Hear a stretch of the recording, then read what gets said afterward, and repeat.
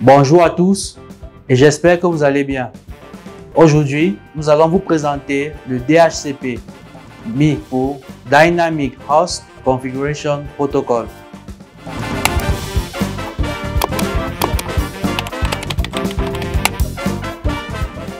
Alors, qu'est-ce que le DHCP? Le DHCP est un protocole réseau qui est utilisé pour attribuer de manière automatique des adresses IP à des autres. Pourquoi utiliser le protocole DHCP? Chaque client d'un réseau, pour pouvoir communiquer avec les autres ou avec d'autres sous-réseaux, doit avoir une adresse IP. Alors, il est nécessaire de configurer chaque hôte avec une configuration IP qui lui permettra d'échanger avec d'autres machines. Nous avons deux manières possibles de configurer ces hôtes. Soit nous le faisons manuellement. Dans ce cas, nous allons sur chaque machine pour configurer les adresses IP ainsi que les autres paramètres nécessaires à la communication au sein d'un réseau. Soit nous le faisons via un serveur DHCP. Comment fonctionne donc le DHCP? Tout d'abord, il est nécessaire de noter que le protocole DHCP utilise les ports 67 et 68 pour envoyer et recevoir les requêtes.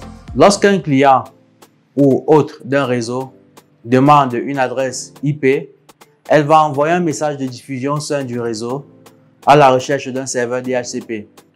Le serveur DHCP faisant autorité sur ce réseau-là va répondre à la requête en envoyant des paramètres à cet hôte.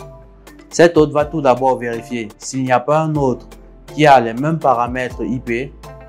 Si c'est le cas, alors il va avertir le serveur DHCP que ces paramètres sont déjà utilisés au sein du réseau et le serveur va renvoyer de nouveaux paramètres pour qu'il teste à nouveau.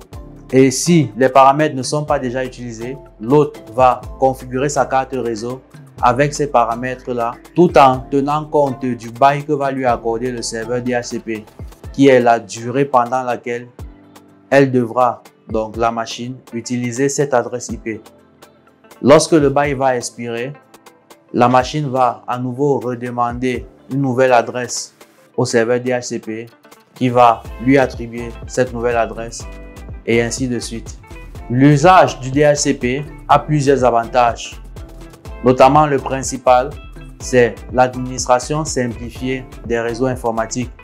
Car ici, la gestion de l'attribution des adresses IP est centralisée et automatisée au niveau du serveur DHCP. C'est-à-dire, les autres n'auront plus besoin que l'administrateur réseau vienne manuellement saisir les paramètres IP. Le serveur DHCP va se charger de tout, l'attribution des adresses IP, ainsi que d'autres informations à leurs paramètres importants grâce aux options offertes par le DHCP. Un autre avantage évident du protocole DHCP, c'est l'attribution automatique et dynamique des adresses IP aux autres. Car ici, cela simplifie la tâche et empêche qu'on ait à faire un travail fastidieux comme la configuration manuelle hôte par hôte des machines. Nous pouvons trouver plusieurs limites au protocole DHCP, bien que des solutions existent pour gérer celles-ci. Nous pouvons prendre le cas de la sécurité de l'accès au réseau. Le protocole DHCP attribue des adresses IP aux autres sans toutefois se rassurer si les autres en question ont vraiment autorisation d'accéder à ce réseau.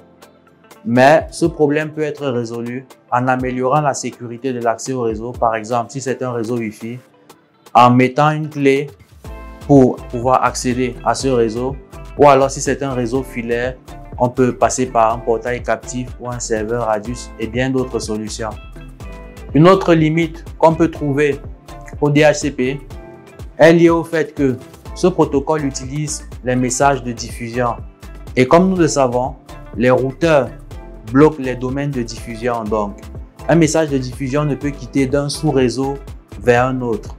De ce fait, un serveur DHCP ne peut attribuer des adresses qu'aux machines qui sont dans le même sous-réseau que lui. Mais il existe une solution, les agents relais DHCP. Donc, nous pouvons configurer notre routeur de telle sorte qu'il puisse transmettre les messages du serveur DHCP vers d'autres sous-réseaux et ainsi attribuer des adresses IP à des autres distants. Une autre limite que nous pouvons soulever, c'est le fait que dans certains réseaux, nous avons des serveurs, des imprimantes et d'autres équipements réseau qui pour fonctionner nécessitent d'avoir des adresses IP statiques. Or, avec un DHCP, les adresses changent régulièrement et dans ce cas, nous pouvons ne pas bien pouvoir travailler avec ces serveurs ou ces équipements-là. Pour résoudre ce problème, il est possible dans les configurations de notre serveur DHCP de lier une adresse MAC avec une adresse IP appartenant au pool du serveur DHCP. Ainsi, chaque fois que la machine dont l'adresse MAC a été liée à l'adresse IP se connectera, elle recevra automatiquement cette adresse IP et on aura l'impression que la machine a été adressée statiquement. Dans la plupart des réseaux informatiques de nos jours, la gestion de l'attribution des adresses IP est faite via le protocole DHCP. C'est d'ailleurs le cas dans nos réseaux d'entreprise ou même à la maison grâce aux mini-box offertes par nos fournisseurs d'accès Internet. À ce serveur DHCP, l'on associe souvent un serveur DNS qui, comme nous l'avons vu dans une précédente vidéo, permet de créer un lien entre une adresse IP et un nom de domaine. Ceci peut avoir plusieurs objectifs, comme par exemple assurer la connectivité d'un réseau local vers un réseau extérieur comme Internet. Nous voici arrivés au thème de notre présentation. Nous vous remercions pour votre aimable attention et nous vous invitons à laisser des commentaires, à liker, à partager et à vous abonner. À la prochaine!